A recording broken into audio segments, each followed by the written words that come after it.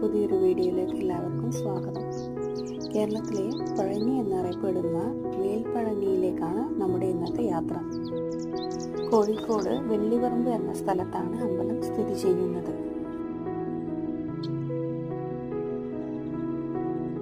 Road മാർഗവും അതുപോലെ step കയറിയും നമുക്ക് അമ്പലത്തിലേക്ക് എത്തിപ്പെടാവുന്നതാണ്.